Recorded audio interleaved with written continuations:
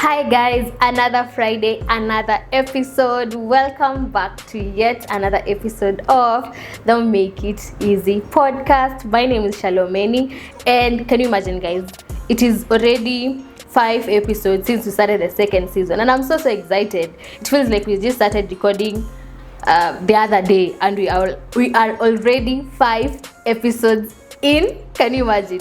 So thank you so much for the feedback that you guys are giving. Thank you for the kind words, the feedback, the comments. I see all of you guys, and I hope that you're getting to learn something with each and every episode that we keep on releasing every week, that you're getting to learn something and you're getting to implement it in your day-to-day life. So today, like every other Friday, we have another guest, and I'm so excited to have her on set today. So I'll let her introduce herself, and today we'll be learning about, or we'll be making our money matters easier.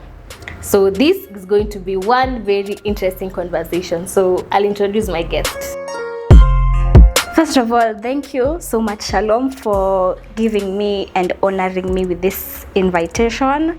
And first of all, congratulations for shooting all those episodes. Thank you. Creating content is one of the hardest things, so I'm so proud of you.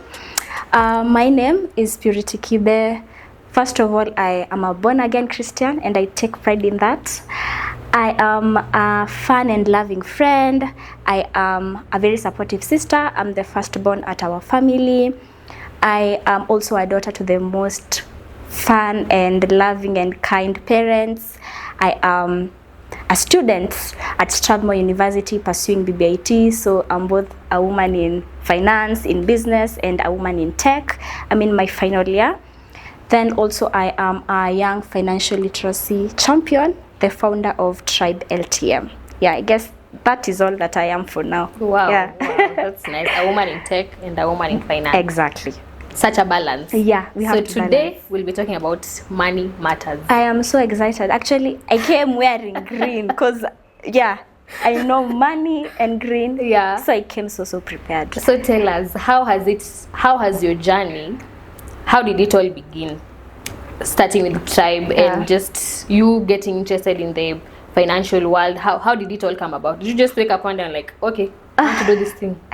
So actually at our home, it all started there. Let me say it all started there. I have a very interesting background with my family when it comes to business, finance, entrepreneurship. That side is very common at our home. And so I remember when I was in class 1, right now they are calling it grade 1, right? Yeah. So when I was in class 1, I remember it must have been my birthday.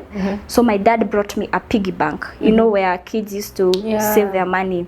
Were they from Jumbo Junior? Yeah, Jumbo Junior. They were many. And I remember mine apparently was color green, and it was in the shape of a duck.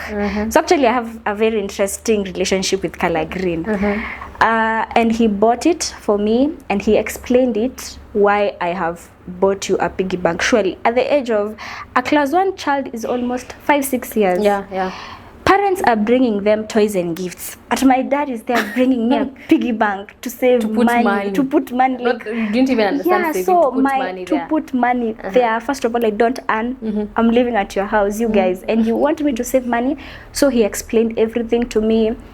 So it had at the top where I used to put money, then at the bottom it's now where he used to close it, and he was the only one with the key, because he knew if he gave me the access to the key, taking the money, there would be we would never hit a goal.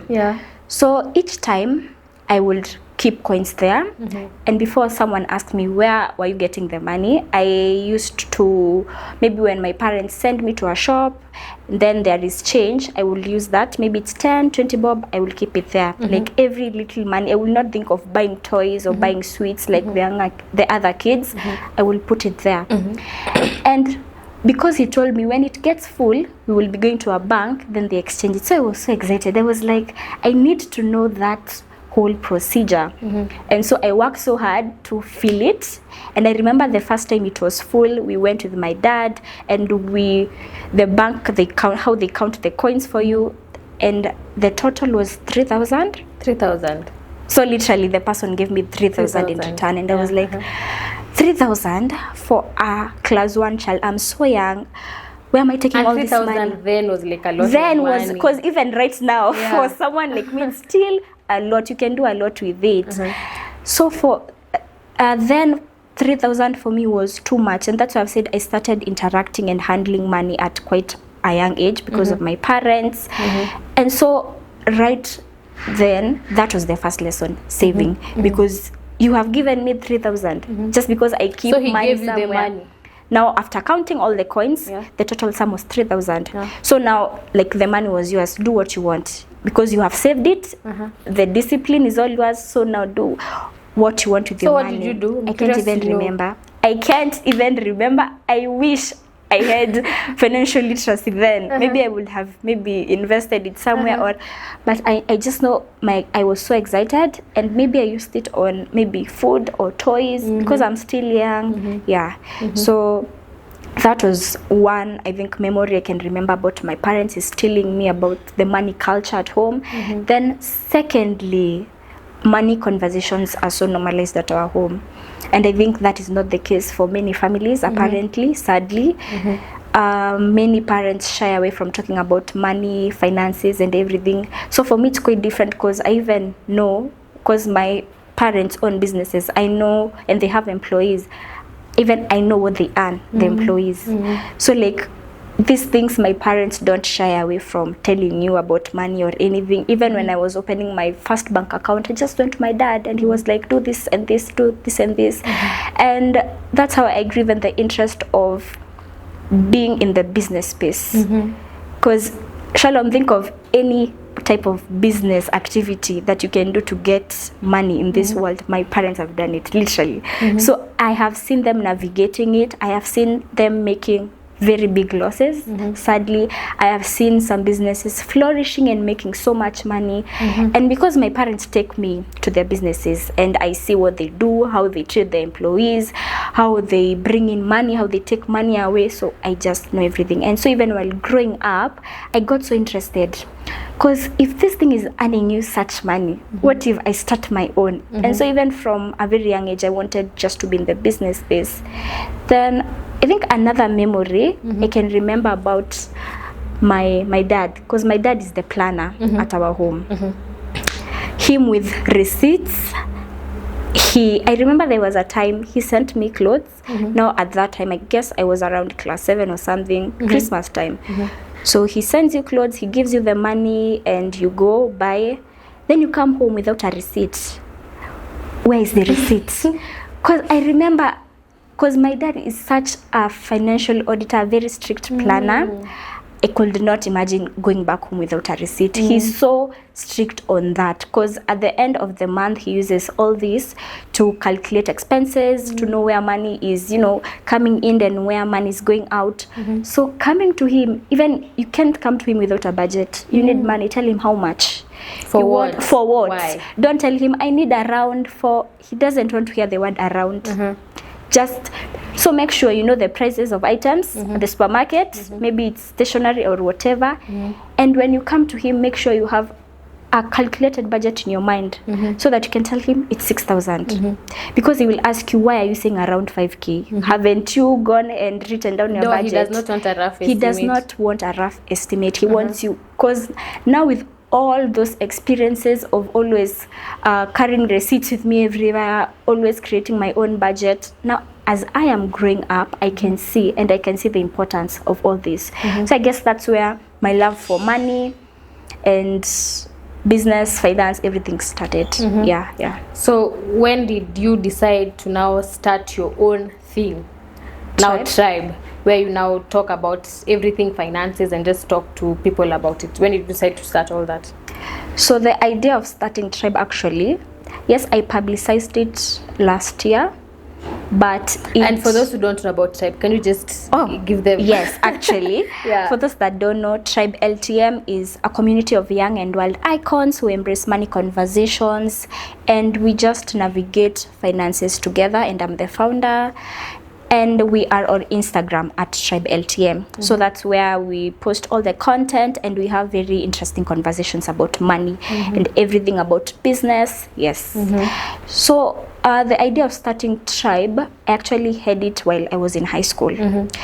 Because remember, I have grown having an interest in business. So even in high school, I was a business representative in our school. And so I remember just one night, I was like, this can't be all. This can't be all.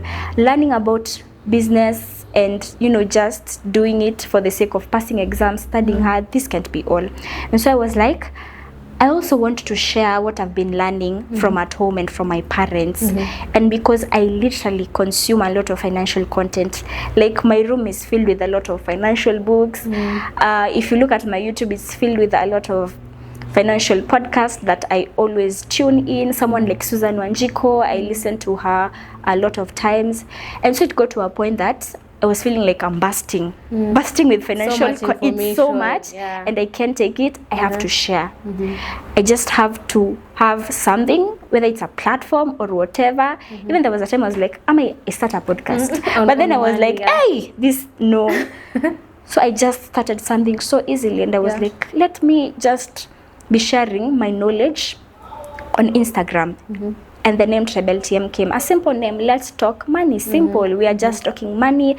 And our culture, or rather our vision and mission, is to embrace money conversations as much as possible.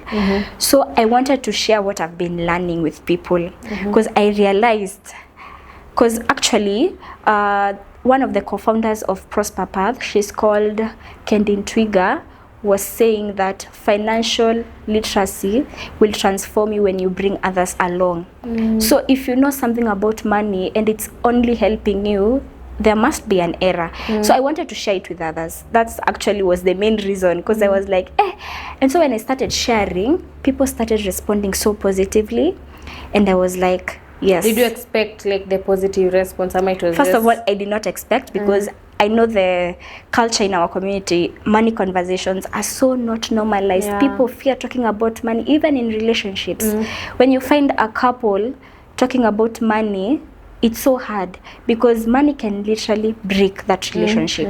When you get so vulnerable with someone financially, you trust that person so much. And also I remember before even I started Tribe, you know, in the thought of I want now to start something of my own, I started looking for content in Instagram and in the social media space, and I realized there was a gap, because in many spaces and many people who are finance content creators, yes, they have good and educative content, but it was literally not for someone like us. And I'll explain. For maybe someone who is in primary school, because there are also people who have phones there, they are on and social media money. And they are earning money literally. For someone who is in high school, who is given pocket money, who doesn't know how to budget or save or invest, for someone who is in campus, for someone who even has not yet started earning anything, I found a gap, because the content that was there, yes, it was good, but it was maybe for people who are already advanced financially. So you get a post where people are hitting their 1 million emergency fund. Hey, 1 million. Just starting. 1 million, and you don't even know how to budget. Campus students don't even know the different types of earning, different sources of income. Can't you start there? Can't you teach us how to save? Can't you teach us how to invest? Can't you even teach us the different terms in finance? Because there are terms you have to learn about them for you to understand. And so when I saw that gap, I was like, why can't I start something in this generation? Because actually everything starts from somewhere. And I think that is one of the things that you were discussing earlier on, that there's a gap, especially for us young people.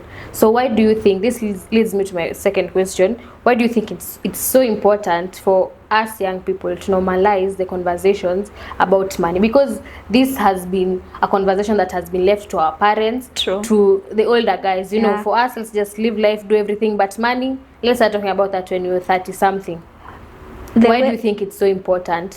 The way we have said, even people in primary school are already earning money through different ways. And honestly, Shalom, in this economy, at this time and age, not learning about your money, you are taking a very big risk. You, I might call it, you might be ignorant, because I'll use an example, the finance bill 2024, that has a lot of negative impacts, not only on us, like on most people, on many industries.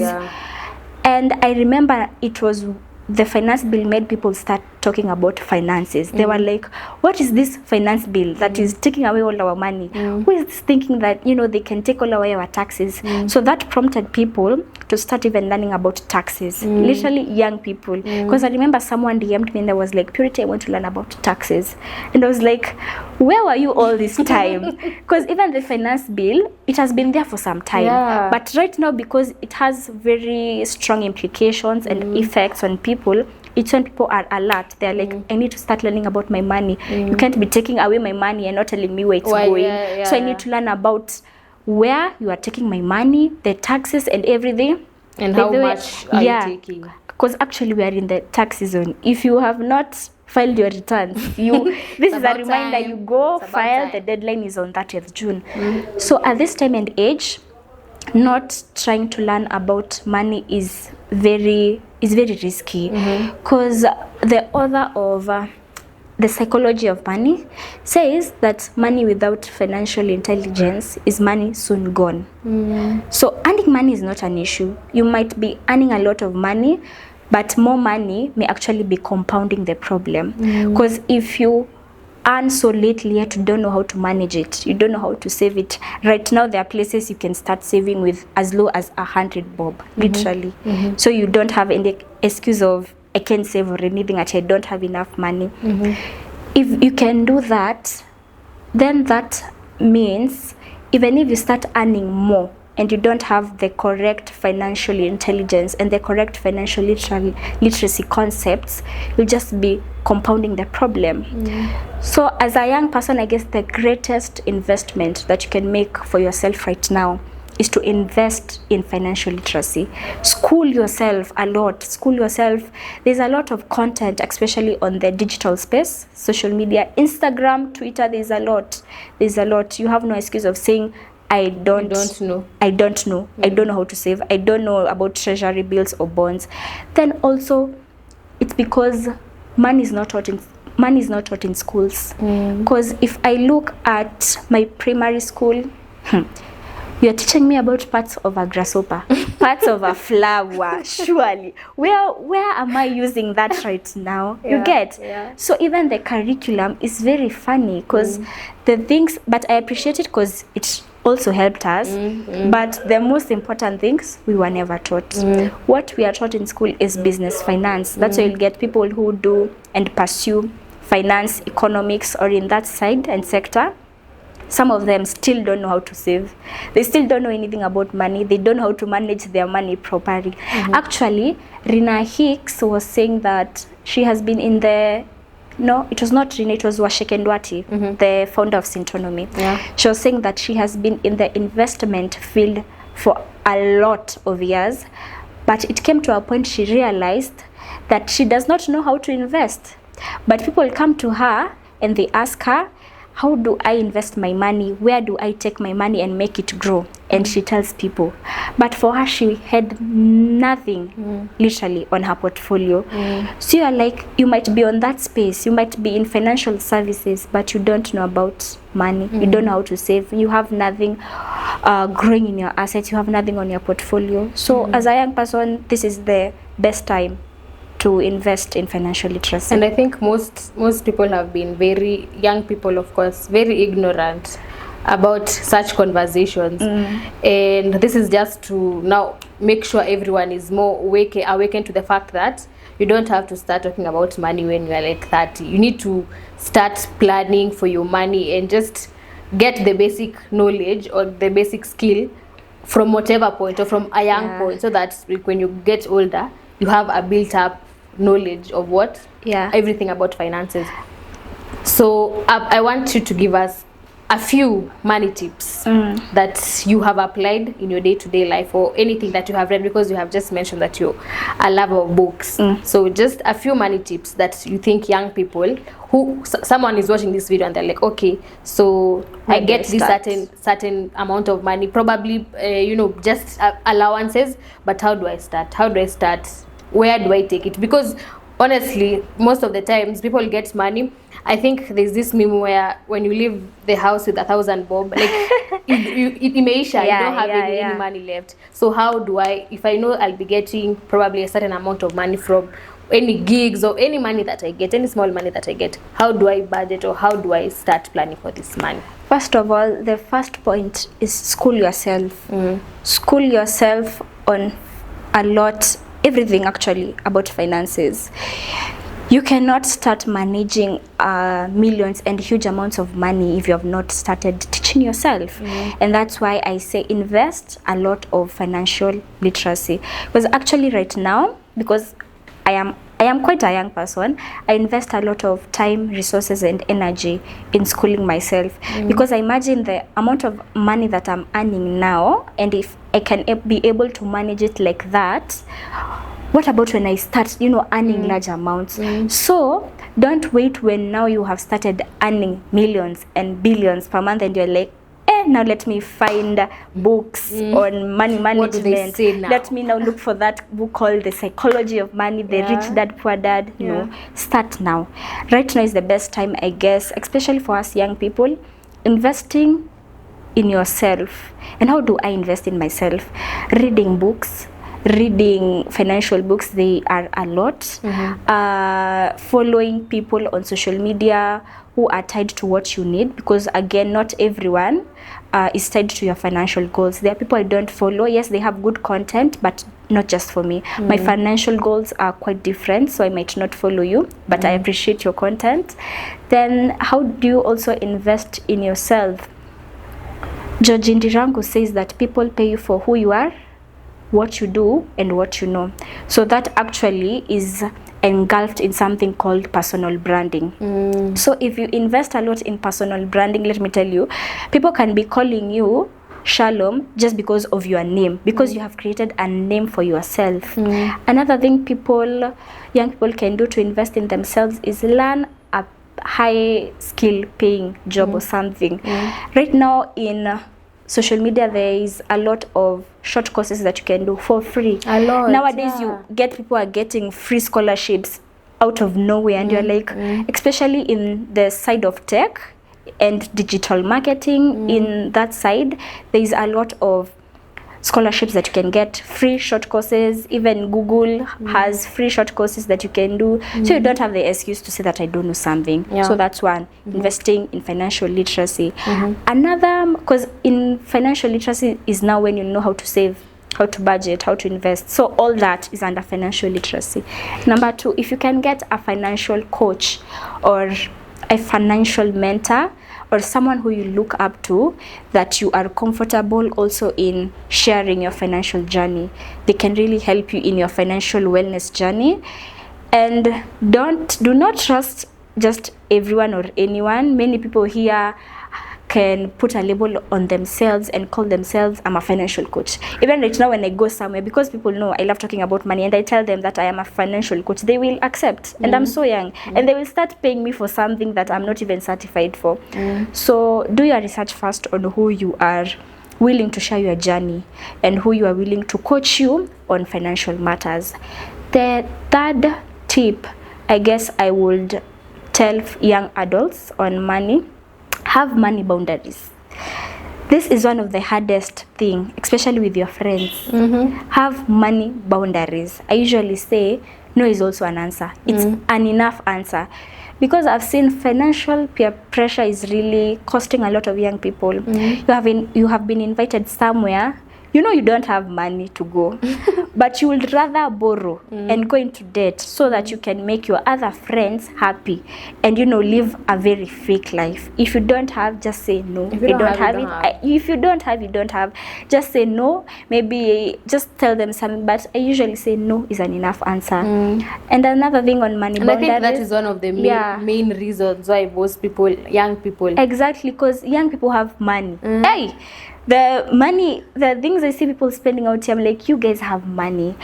But now when it comes to financial peer pressure, it really destroys your financial goals. I saw a meme on TikTok where someone was saying, I'm very busy trying to save. Then unapata umeadiwa kwa group ya going to Diani, you're like, surely I have just started my saving journey. I've kept my 100 bob there, and you have just formed a WhatsApp group. You are calling me. So no is an enough answer. You can tell them when maybe they call you and they're like, can you loan me? I usually tell people, you can't be Deputy Jesus. You can't help everyone. You can't, even with your own family. Sometimes you have to have money boundaries with them and tell them, right now I don't have, but when I get, I will give it to you. Yeah, so money boundaries, make them known to your people. Yeah, because most people don't communicate the boundaries. Don't.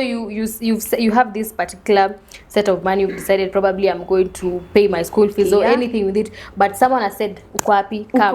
Uko. You've gone. So tell us one money mistake that you have made. Of course, I know before coming to a point of realization, there are quite a number of mistakes that you've made, but one money mistake and something that you learned from that mistake, one that you think most people do or go through, and how they can avoid it. The funny thing is, when I interview people in Tribe, these are the questions that I ask them. I've never thought someone would come and ask me. Now Shalom comes into picture and now wants me to tell the world. Tell us. Money mistakes that I've made. I think one that is on my mind is making emotional decisions when it comes to money. That has really costed me. When I count the amount of money that sometimes, because with money you need to make financial logical decisions. Reason. Sit down, calm down, my friend, then use logic and reason before you use money. But kitambo, I was not like that. I have made so many purchases and I've wasted so much money just because of being emotional. Someone comes with a story, and you have to empathize with them, and your money goes just like that, and you can't do anything. And that's one of the money mistake that I have done. Number 2, impulse buying. Hey, that one. Even when I tell people on Tribe, now avoid it. It's because I know experience is the best teacher. I know what it can cost you. One thing, I love clothes a lot. Like, I might go somewhere, even right now I might go to town, find something looking really nice, and I'm like, it can fit me, bring it. Let it. I will get, when I spend, I will get other money. So, hey, because when people say I waste money on food, I'm like, I waste mine on clothes. And so impulse buying has really costed me, and that's why even I remember my first tip that I did when I started my financial literacy journey was making a budget. So right now I'm in a better position because I might go somewhere, see something very attractive, but if it's not on my budget, I will wait. I will go home and calm down, relax. Then later you realize that I never needed it. I have better clothes than this, because I remember I bought something, and when I went home, it was not that all attractive. I was like, so take your time before you make those impulse purchases, because I've done that mistake and I don't want you to make it. And I think this is something I'm also getting, because I am one person who will buy things without just even, for the sake. because like, wow, it looks good, it can fit me, let me buy it, and then you find out that you won't even need it, you won't even wear it. It's something that you just saw, ilikubamba, love at first sight, and actually, I need to get this. I remember there was a question I asked people on Tribe, and I was like, how do you have ways of how you can spend less? And one person responded and said, not buying clothes. Instead of always buying clothes like you are a social influencer or something, just learn to match up your clothes. For example, maybe you have black trousers or black pants. You can maybe now focus on buying different kinds of blouses instead of always buying. Learn how to match up your clothes. And I guess that is one of the things that now I have also upgraded in my life. I'm now not buying clothes every now and then there's an event. You call me for an event, I'm like, I need to buy something nice. No. I already have clothes a lot on my wardrobe, so let me just learn how to match them up. I think it will save me. And budgeting as well. I think that is also very important, because if you say, for example, this month, this is the kind of money that you're expecting to have. Budget for each and every coin. True. So that when something else comes and you're like, I want to buy this, you'll be like, if I buy this, something else, I'll not buy something that I was intending to buy. So this is also a call, or a wake-up call to young people. Start budgeting for that small money. It can be 1,000 bob, 2,000, 5,000, 10,000.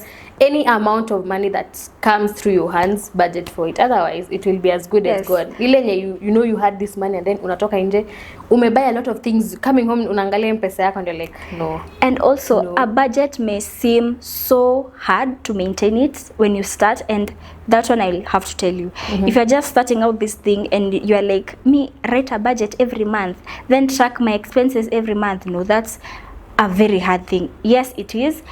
But for you to have money discipline, there are some things you really have to be very uncomfortable for you.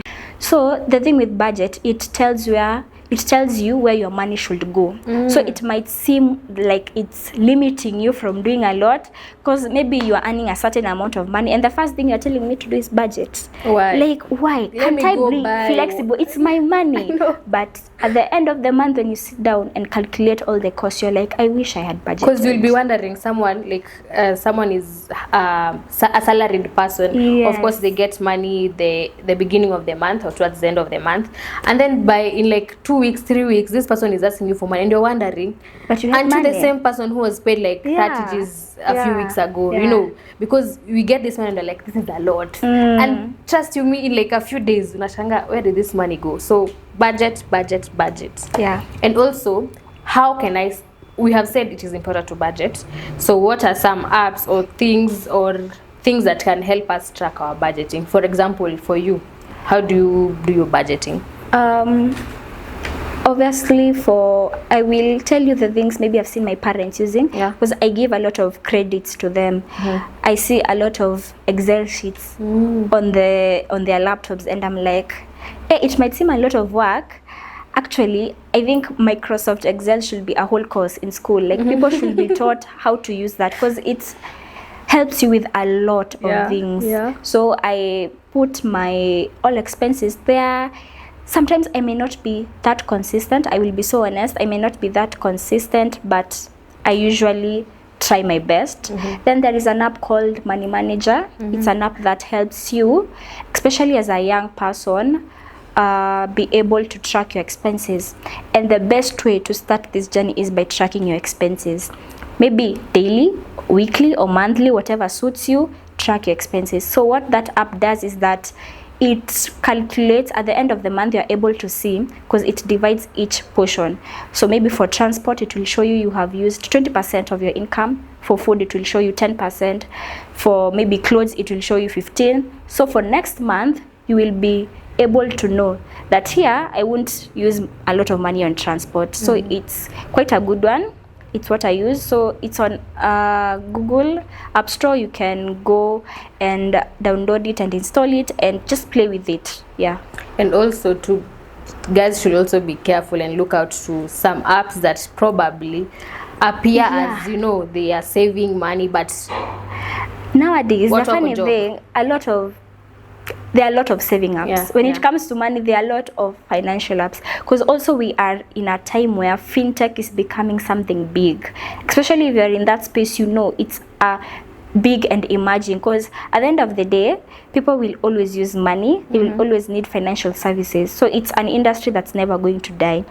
So for someone, for example, who is in tech like me, I may just wake up and create my own savings app or investing app, and I will put it out there. People will start using and they will start recommending it to others.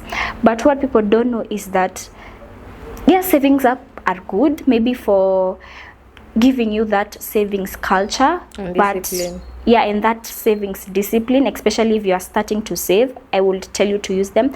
But when you sit down and now as you grow and calculate the costs that they come with, because also forming an app, they must also be earning something on their end. Of course. So you must sit and research, where is my money going? Research about the withdrawal, transaction cost, and everything in between. So don't just place your money there because you saw someone recommending it. No, do your own research, and that's the mistake that many young people do. They're like, someone said this about someone said this, a certain influencer said this, so it's good. No, even the things that I see on social media being recommended by someone, even my own parent can come and recommend something, and I will go to Google and research, because maybe your financial goal might be different from mine. We all have different financial goals. So don't just get into something just because someone has recommended it. It might be favoring them and not you. get to know your financial goal. Yeah. Wow, that's nice. So as we are about to wrap up, what is the best advice on money that you have ever been given? One thing that either you have read in a book or something at the top of your head right now about money. First of all, my dad. My dad, because my dad is actually my financial mentor. I remember when he was taking me to campus, and he always tells us, because I'm the firstborn, then there's my sister who is in high school, so we are four at our home. And he always tells us, me and my sister, because we are the grown-ups, he tells us, as a lady, always have your own money. We are at a time where you can't risk, as a woman, as a young lady, not having your own cash. So yes, you might get married to someone who is rich, and I pray that for all of us, but also make sure you understand these things, because times are changing. Change with them. All right, as a woman, don't just expect the man or the men in the society to only be the one interested in finances. Don't assume that treasury bills and all those kind of things, shares, are only for men. No, take time and learn them. You'll need that money. So as a lady, have your own money. Then from the last advice I remember is from Vusi. You know Vusi? Vusi is also it's like my icon or something. So he said, as a Christian, because I'm a Christian, it's possible to be wealthy and still be a Christian. And I guess for most people who are, Christians, they demonize money a lot. You might get to a place where all they talk about is money is the root of all evil. But it answers all needs. Exactly. So like, if that's the only thing you teach people, to be demonizing it, they will never get it, because he actually says whatever you demonize, you may never get. So start talking positively about it. And as a Christian out there, know it's very possible for you to be earning quite large amounts of money and still live holy and righteous before the Lord. If that's maybe the issue, it's very possible. Others have done it, you can do it too. Yeah. So, and I think this is something I've gotten when you're saying that your dad is the one who has been the pivotal person in your journey of financial literacy. Do you think that there's a gap, especially right now? There is no that open relationship between a parent where you can ask, okay, how do I go about this in finances, and how do we deal with that? Because, for example, I'm a young person. Yes, I finished campus or something. I got a job. I'm doing 1, 2, 3 here, and I'm getting money. But I've not been exposed to this money conversation. So I'm just getting every month I'm getting 50,000, and I'm like, okay, so what do I do with this? You are not being given money when you were young. Like, these are conversations that were not introduced to you. Do you think there's a gap in parents and now this young generation that is coming a very big gap, Shalom? Because when I created a poll on Tribe with my team, and we asked people if money conversations are normalized at your home, only 10% were like yes. The rest 90%, they were like no. Even big people who are earning money when they were young, money conversations are not normalized. So there's something called money trauma. This can result in this. Money trauma is especially for people who are avoiders, because there are different types of money personalities. Avoider is one of them. So you avoid talking about money, or when you are somewhere and they're talking about investing, you feel so uncomfortable, like you don't want to talk about money. It might be because actually when you are growing up, your parents or your guardians never taught you about this, or even how they used to talk about money might affect you. Because maybe if you go somewhere and you show them an item that you want, and they're like, this, we can't afford it. Another time, this, we can't afford it. You'll grow knowing that. Or maybe they tell you this is only for the rich kids. So you'll grow up knowing that certain items are for certain people or a certain money class. So that will really affect you even growing up. Even if how you manage your money, you'll be so confused. So yes, there's quite a big gap. And that's why it's important for us young people, because we are the next generation of parents. The next parents. Yes. Yeah. We need also to instill this money culture for our future kids. Because one thing I say, my kids, those are siblings who our are siblings who are young. Because someone like my brother actually knows these things, and he's very, very young. Because there's a time I went home and he was like, he had money. I'm like, where are you earning money? People my age, sometimes they don't know where to earn money, but you're earning money. It's because even my dad has already taught him how to earn his own money. You might do something small at your home, and my dad will be like, now take this money, and not because he has a lot of money, but because he wants to show us the value of money. That for you even to get something, even from me as your dad, you have to earn it. You have everything that my siblings and I, we literally earn it. So even your own siblings, teach them. If you have any financial tips, just teach them.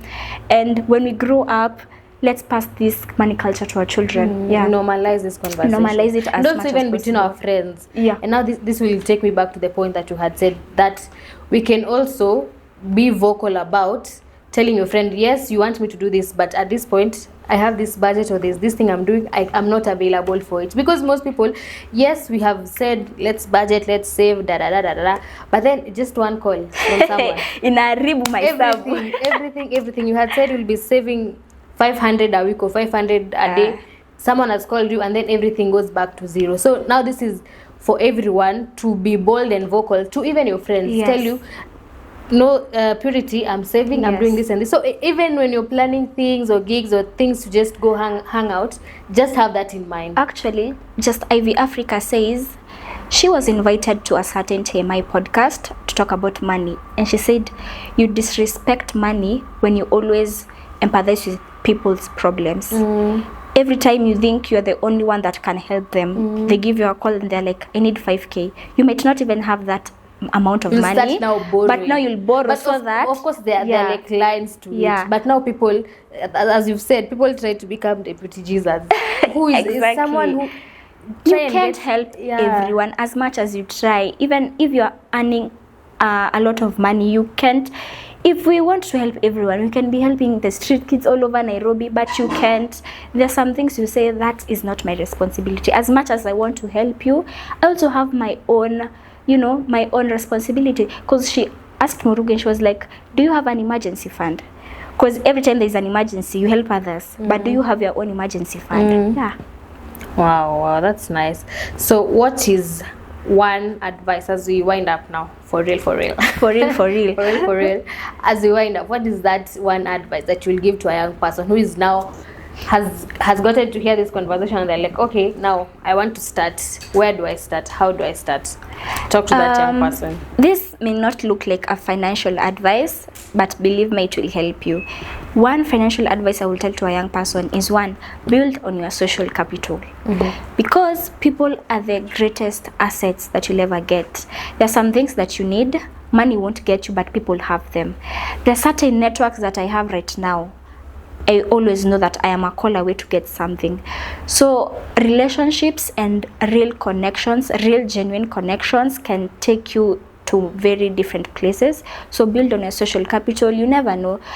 Respect people. Don't despise anyone. You never know tomorrow. And remember that networking is a game of give and take. So in as much as you want value from them, also add value to them. So it can be that way. So build on your social capital, and with that you'll realize that you'll start having a lot of financial ideas from them during networking and so on. Build your social capital. I love that. Because it's not only about you, it's about people around you. And there are so many ways. Like there's this concept that you are only 5 people away from meeting the person you want to meet. If I want to meet, for example, who, give me someone at the top of your head. Vusi. There are 5 people. Exactly. 5 literally. So this person knows this person who knows this person who knows this person who knows Vusi. So don't despise and don't look down on anyone. Yes. So how can people connect with you? If someone now wants to talk more and get to know everything about finances and start a financial journey, how can they connect with you? Because I can't give my number, I can do that. The easiest way to reach me is through Instagram at Miss Kibe, miss.kibe with double E, and I always respond to DMs. I literally always respond to them. So that's, if you get me through Instagram, we can share maybe other contact information. Wow, thank you very much. Thank you so much. That was such a wonderful and very insightful I can't wait for it to air. This Friday. Exactly. Today. Yeah. So thank you very much, and I hope you have learned something about managing your money. And at whatever point you are, we say here at the Make It Easy podcast, you can just start. Start. You can start saving right now. You are probably 20 something and you've been, going to work for like 2-3 years. You've not been saving. but this is the point. You can start at any point. So thank you very much for listening or watching us. Make sure you like, subscribe, share and comment. Have a lovely weekend. I will see you next week. Bye.